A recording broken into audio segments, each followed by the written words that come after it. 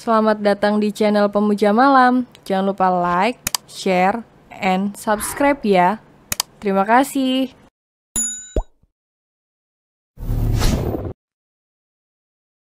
Chapter 2. Membuat kebahagiaan tersendiri. Pandu berjalan keluar ruangan dan tidak peduli meski kini menjadi pusat perhatian pengunjung restoran. Bahkan Bella menatapnya dengan tatapan benci. "Om, turunkan aku." Rasya meronta, namun tubuh kecilnya kalah tenaga dengan tubuh kekar milik Pandu. "Om, tas aku masih di dalam," pekik Rasya. Ia memukul punggung Pandu, tetapi lelaki itu tetap berjalan dengan santai. Setelah sampai di samping mobil, Pandu segera membuka pintu dan mendudukkan Rasya di kursi belakang, lalu dia duduk di samping gadis itu. Sementara Arga membuka pintu depan mobil dan duduk di balik setir kemudi. "Om, tas aku masih." "Ini tas Anda, Nona." Arga dengan santai menyerahkan tas milik Rasya yang membuat wajah gadis itu berbinar bahagia. "Keren," seru Rasya diiringi tepuk tangan. "Kamu seperti asisten pribadi di novel, hanya dengan kedipan mata saja, udah paham yang diinginkan bos kamu." "Diamlah," bentak Pandu. "Ga, jalankan mobilnya," titah lelaki itu. Arga mengangguk lalu melajukan mobilnya, sedangkan Pandu menatap heran ke arah Rasya yang sedang duduk bersandar dengan mata terpejam. Padahal belum ada 1 menit gadis itu mengoceh, "Hei, bangun." Pandu menepuk-nepuk pipi Rasya, tetapi gadis itu tidak terusik sama sekali. "Ga, apa dia pingsan?" tanya Pandu. Ia terlihat begitu khawatir. "Mana mungkin, Tuan." Arga membantah. Baru beberapa detik dia masih ngoceh, tapi kenapa sekarang seperti orang pingsan? Tanya Pandu cemas. "Diamlah, Om. Aku tuh lagi menikmati naik mobil mewah," kata Rasya dengan tenang tanpa membuka mata. Hanya helaan napas panjang yang terdengar dari gadis itu. "Oh Tuhan, apa salahku?" Pandu mengusap wajahnya dengan kasar. Setelah itu dia meremas tangan di depan wajah Rasya dengan gigi gemerutuk karena saking gemasnya dengan gadis tersebut. Mobil merah yang dikendarai Arga membelah jalanan kota, yang tampak lengang karena masih berada di jam kerja dan para manusia sedang sibuk-sibuknya. Suasana di dalam mobil terasa senyap. Rasya yang berpura-pura tidur, tetapi ternyata dia benar-benar terlelap. Sedangkan Pandu hanya menghela napas panjang berkali-kali saat mendengar dengkuran halus dari gadis di sebelahnya. "Kita akan kemana, Tuan?" tanya Arga, memecah keheningan di dalam sana. "Langsung ke rumah saja, Ga." Pandu menjawab tenang. Lelaki itu menggulung lengan kemeja sampai sebatas siku, lalu menyandarkan kepala dan memejamkan mata.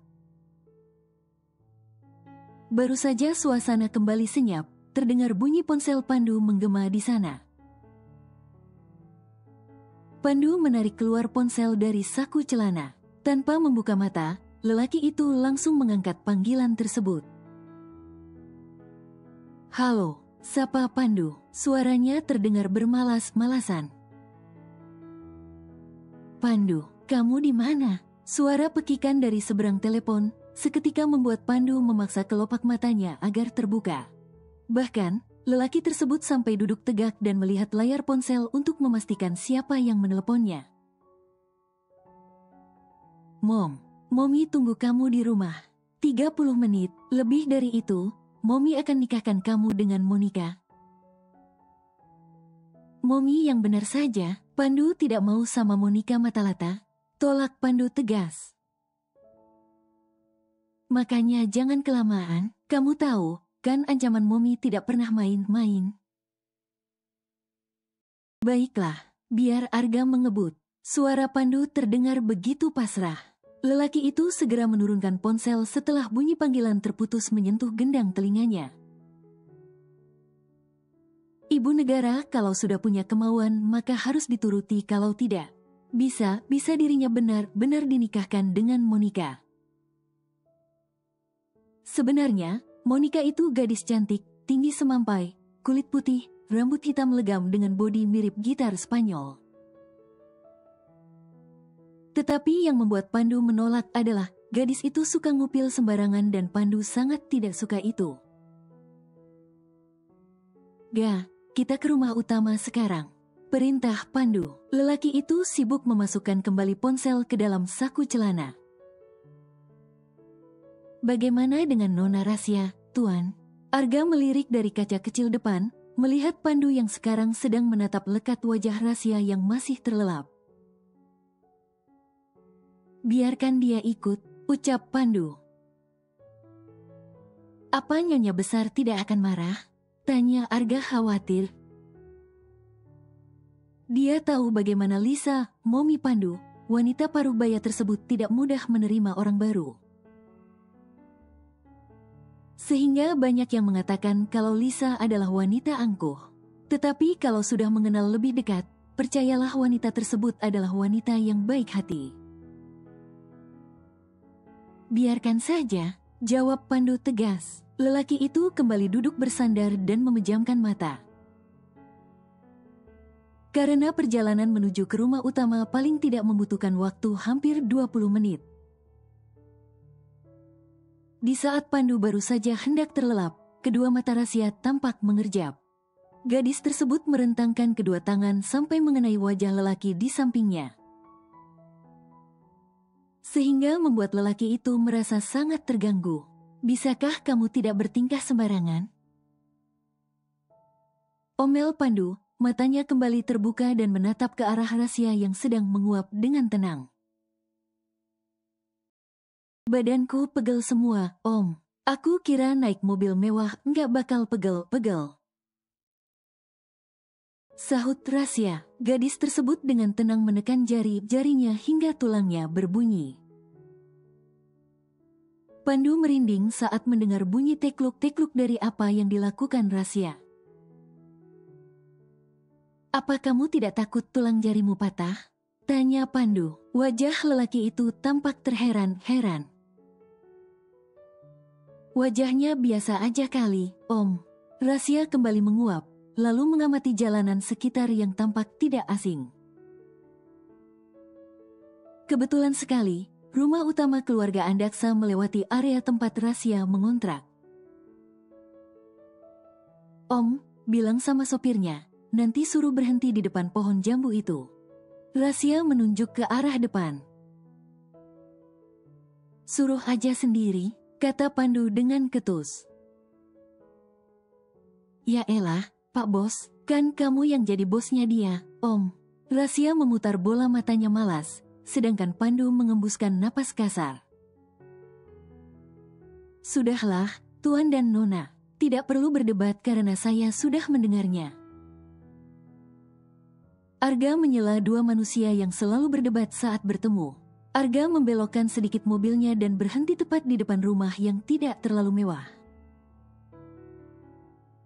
Berjarak cukup jauh dengan pohon jambu tadi. Mendengar suara mobil berhenti, pintu rumah terbuka. Zeti keluar tergesa dengan raut bingung memenuhi seluruh wajahnya. "Mobil siapa ini?" gumam Zeti. Namun, gadis itu sama sekali tidak berani mendekat ke mobil mewah tersebut.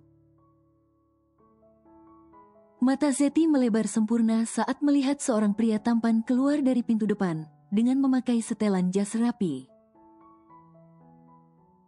Bahkan, Zeti sampai melongo. Lelaki itu berkali-kali lebih tampan daripada Igun kekasihnya yang sudah dia putuskan beberapa jam lalu. Lelaki berjas itu membuka pintu belakang dan ketika sesosok gadis keluar dari sana, Zeti semakin terperangah melihat sahabatnya yang keluar dengan bergaya sok anggun. Disusul seorang pria yang lebih tampan dari pria berjas tadi. Gadis yang masih membuka mata dan mulutnya lebar tersebut sampai tidak menyadari kalau 3 orang yang barusan keluar dari mobil sudah hampir berada di dekatnya. Kagetnya biasa aja kali, nih iler sampai ngences gini. Rahasia mengusap wajah Zeti sehingga membuat gadis tersebut terkejut dan berdecak kesal pada akhirnya. Yang bener sih, Ra, cebik Zeti dengan tangan terlipat di dada. Jangan zolim lu sama gue. Entar enggak gue kenalin sama mereka loh. Rahasia menarik turunkan alis menggoda sahabatnya. Perusuh kecil, jangan membuang waktuku, aku cuma punya waktu 20 menit lagi. Suara tegas Pandu berhasil mengalihkan perhatian 2 gadis tersebut. Sabar sih, Om, aku tuh cuman mau pamitan doang. Timpal Rahasia diiringi dengkusan kasar. Ra, mereka siapa? Tanya Zeti setengah berbisik. Oh, lu mau kenalan? Bilang aja, jangan sungkan. Dengan gemas, Zeti memukul lengan sahabatnya yang sudah berbicara sekeras itu membuat dirinya sangat malu. Om, sebelum pergi kenalin dulu, ini Suketi, sohib aku. Rahasia menarik tangan Zeti agar bersalaman dengan Pandu. Ra, lu yang bener aja, nama gue Zeti bukan Suketi. Protes Zeti tak terima. Alah, sama aja, Zeti sama Suketi beda dikit doang. Keseringan manggil Zeti, lidah gue kesleo entar. Kamu jadi mau kenalan enggak sih? Rahasia benar tak mau kalah. Pandu yang mendengar gadis tersebut berceloteh, hanya tersenyum tipis. Gadis itu benar-benar aneh menurutnya, sedangkan Arga melipat bibir untuk menahan tawa. Sini tangan kamu, Om. Rahasia menyuruh Pandu mengulurkan tangannya, tetapi lelaki itu hanya bergeming pada posisinya. Alah, kelamaan. Rahasia menarik tangan Pandu begitu saja lalu menyatukan dengan tangan Zeti. Kalau ini namanya Om Panuan, kamu. Sergah Pandu, dia mendelik ke arah Rahasia dan menarik paksa tangannya. Melihat Pandu yang hendak marah, Rahasia menunjukkan 2 jari tanda damai. Lu yang bener aja, Ra. Zeti memukul lengan Rahasia sehingga gadis itu mengaduh kesakitan. Beneran, Su, namanya emang Om Panuan, Pandu Nugraha Andaksa, dia CEO loh, Su, tapi... Rahasia menghentikan ucapannya untuk menghirup napas dalam-dalam. Rahasia mendekati wajah Zeti lalu berbisik di telinga gadis tersebut. Apa? Teriakan Zeti sampai membuat Pandu dan Arga terjengkit, sedangkan Rahasia mengusap telinganya yang berdenging. Elu kalau teriak kira-kira dong, Su. Gue ini masih anak perawan masa iya udah budek kayak nenek-nenek. Rahasia masih terus mengusap telinga karena lengkingan suara Zeti benar-benar membuat gendang telinganya hampir pecah. Gue kan kaget, Ra. Ucap Zeti diiringi kekehan. Melihat wajah sebal sahabatnya, membuat kebahagiaan tersendiri untuk Zeti. Kalian ngomongin apa? Tanya Pandu yang begitu penasaran. Enggak apa-apa kok, Om. Rahasia menunjukkan rentetan gigi putihnya yang justru membuat Pandu menjadi curiga. Kata si kurap. Sela Pandu, dengan kedua alis yang terlihat saling bertautan. Iya, Kumala Rahasia Putri kan disingkat jadi kurap. Sahut Zeti santai, dia tidak peduli pada sahabatnya yang sudah mendelik tajam ke arahnya. Arga tidak kuasa lagi menahan tawa, sedangkan Pandu menyeringai tipis. Rahasia yang melihat seringai itu hanya menelan salivanya susah payah. Dia yakin saat ini Pandu pasti merasa bahagia karena semua ini seperti karma untuknya. Jika Pandu adalah Panuan dan Rahasia adalah kurap maka semua impas bukan? Udahlah, gue kesini mau pamit, Su. Bilang Zainab sama Markonah juga. pamit kemana, Ra? Tanya Zeti menyela. Gue mau jadi babunya Om Panu, gegara kejadian kemarin. Kan tadi udah gue bisikin. Oh, gue lupa kalau barusan lu bisikin gue kalau dia ini om tampan yang punya hutan belantara, kan? Zeti bicara dengan bodohnya. Dengan secepat kilat, Rasya menutup mulut sahabatnya yang sudah keceplosan. Jangan didengerin, Om. Dia abis patah hati. Jadi, kalau ngomong suka bener. Kata Rasya dengan sedikit gugup. Apalagi saat melihat Pandu yang menggeram. Emang gue kalau ngomong bener, kok? Zeti menyingkirkan tangan Rasya secara paksa. Sudah, kan pamitannya, kalau begitu kita harus kembali sekarang. Perintah Pandu, suaranya begitu tegas, sedangkan raut wajahnya tampak datar. Aku belum ambil baju, Om. Tidak perlu, nanti akan aku siapkan seluruh pakaian dan perlengkapan selama kamu hidup denganku. Kata Pandu. Kedua gadis itu melongo tidak percaya. Yang bener, Om, kamu serius? Tanya Rasya belum percaya. Tentu saja, aku bukan orang yang suka berbohong. Tandas Pandu. Rasya bersorak kegirangan saat mendengarnya. Emang kalau rezeki enggak akan kemana? Kalau gitu, gue pergi dulu, Suk. Besok pulang kerja gue mampir sini. Rasya mengecup pipi Zeti lalu pergi dari sana. Hei, perusuh, kamu mau kemana? Teriak Pandu dengan sangat kesal. Katanya suruh cepetan, Om. Ayolah, Om. Balas Rasya berteriak. Gadis itu pun langsung masuk mobil dan duduk cantik di kursi penumpang. Sedangkan Pandu dan Arga segera menyusul. Namun, saat hendak mencapai pintu mobil, terdengar ponsel Pandu berdering. Dengan malas, lelaki itu merogoh saku dan mengambil ponsel dari sana. Wajahnya semakin terlihat malas saat tahu siapa yang sedang menghubungi saat ini. Setelah selesai melakukan panggilan suara, kini Pandu sudah masuk kembali ke mobil. Dan duduk tenang di samping Rasya yang sedang bersandar jendela mobil dengan gaya anggunnya. Tatapan Rasya ke arah Pandu terlihat begitu menelisik, apalagi melihat wajah Pandu yang ditekuk. Kenapa, Om? Tanya Rasya, masih dengan gaya anggunnya. Tidak apa-apa, jalan, ga. Perintah Pandu tanpa peduli pada Rasya yang terus menatapnya. Arga melajukan mobil tersebut menuju ke rumah utama keluarga Andaksa. Sebelum sampai di rumah, tak lupa Pandu mampir di toko buah untuk membeli jambu biji kesukaan sang momi. Kenapa kamu tidak bilang kalau mau beli jambu biji gini, Om? Depan kontrakan banyak, kalau mau berapa aja?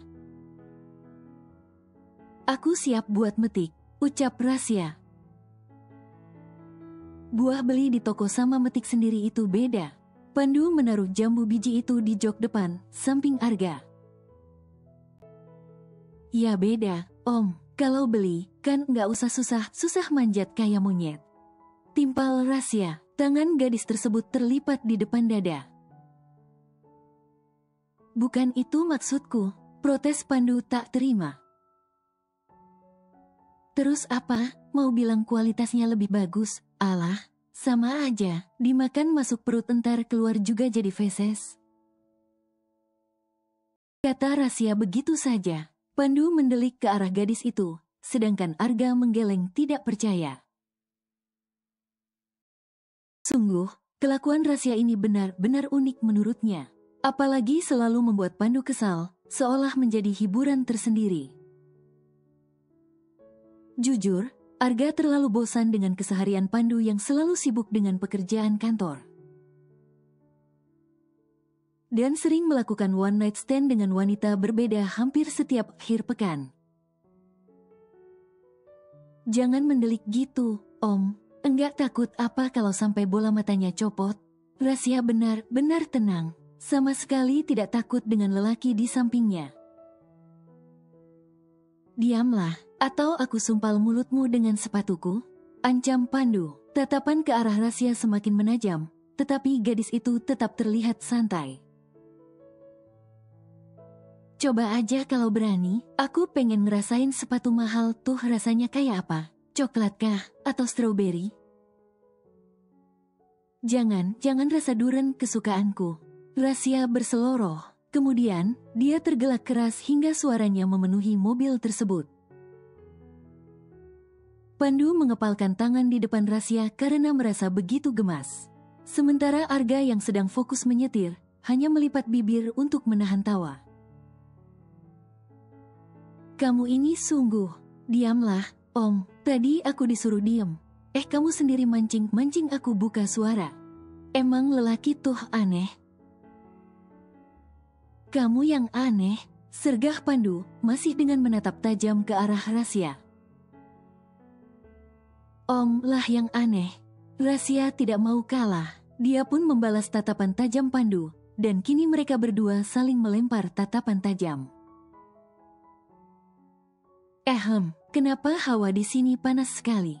Sindir Arga, memutus tatapan mereka berdua. Suasana di dalam mobil kembali hening saat dua manusia berbeda gender tersebut saling diam. Mobil yang dikendarai Arga berhenti di depan sebuah rumah yang sangat mewah dengan pagar menjulang tinggi. Ketika mobil merah tersebut sudah berhenti tepat di depan gerbang, seorang pria berseragam hitam dengan logo Arts Group terlihat membuka pintu gerbang tersebut menggunakan remote control. Bola mata Rasya membulat penuh, tidak percaya dengan apa yang dilihatnya saat ini.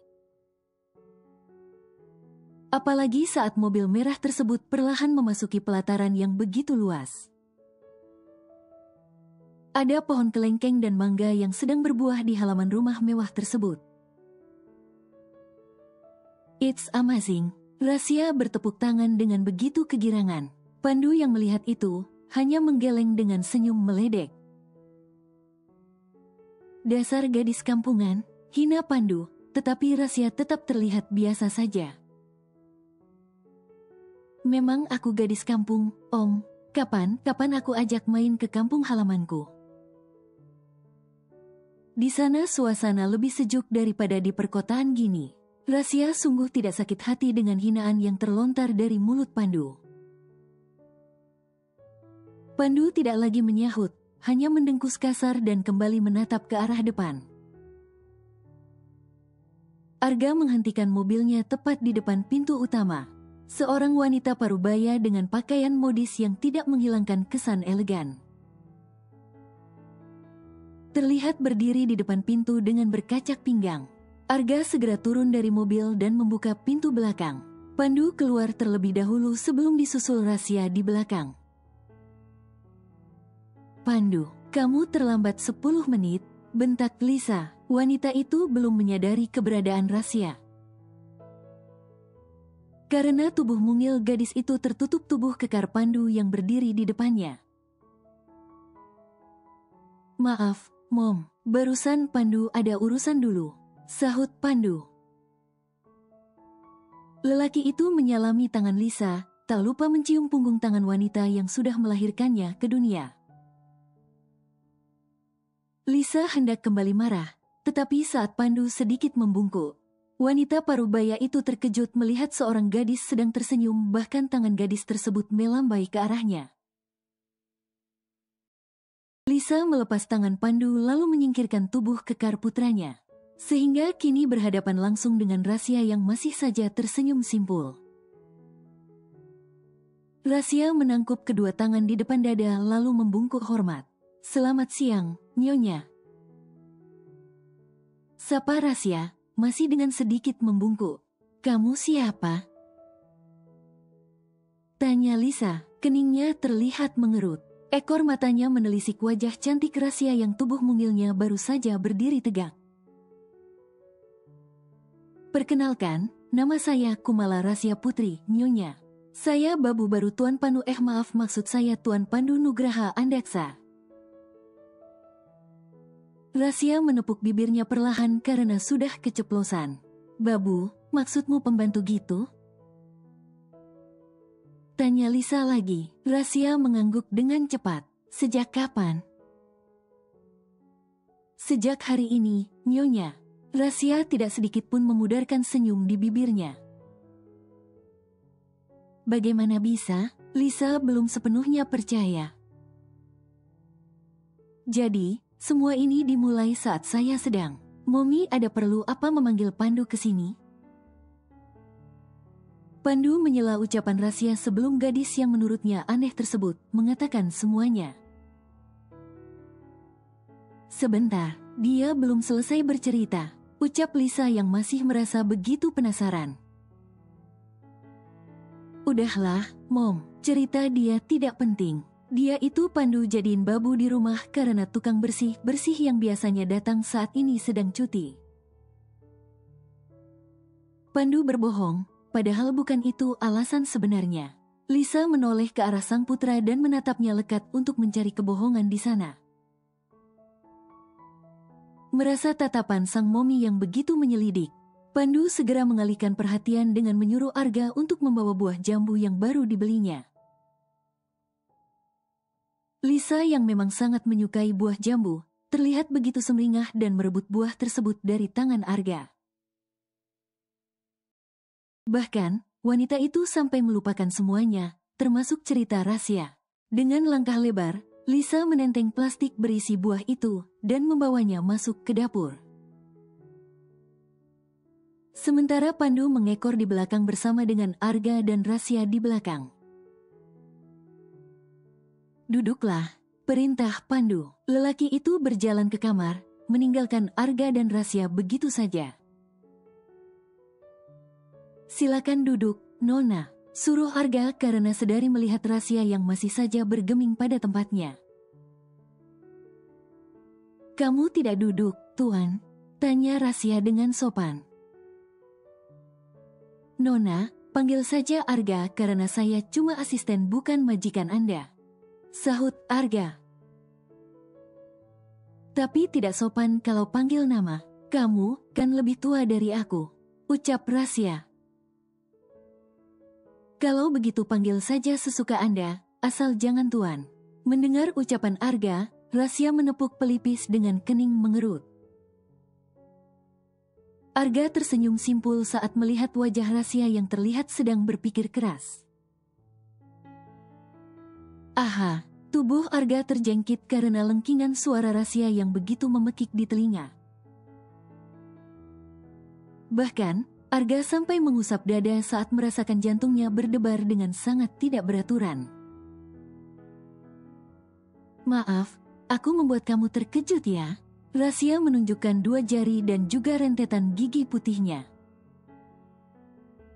Tidak apa, Nona. Arga berusaha keras terlihat tenang padahal dalam hati, lelaki itu sudah mengeluarkan berbagai macam umpatan. Setelah aku berpikir dengan sangat keras maka aku putuskan untuk memanggilmu Kak Arga. Apa kamu keberatan?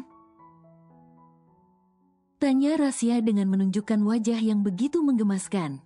Arga memalingkan wajah karena takut terpesona dengan gadis di depannya. Kenapa kamu malah melengos? Apa kamu tidak suka dengan panggilan dariku? Rahasia mendesah kasar. Tidak, Nona, terima kasih sudah memanggilku seperti itu. Kalau begitu duduklah, Nona. Arga kembali menyuruh Rahasia untuk duduk di sofa, tetapi gadis itu justru duduk di atas karpet. Kenapa Anda duduk di bawah, Nona? Tanya Arga terheran. Kak, aku ini seorang babu, jadi mana pantas duduk di sofa? Kalau di kampung, babu orang kaya itu cuman boleh duduk di bawah gini. Sambil berbicara, Rahasia menekuk kaki sehingga posisinya saat ini duduk bersimpuh. Arga menatap tidak percaya, terlepas dari mulut Rahasia yang begitu ceplas-ceplos dan tingkahnya sedikit aneh. Ternyata gadis tersebut memiliki sopan santun yang tinggi. Arga benar-benar menatap kagum ke arahnya. bersambung.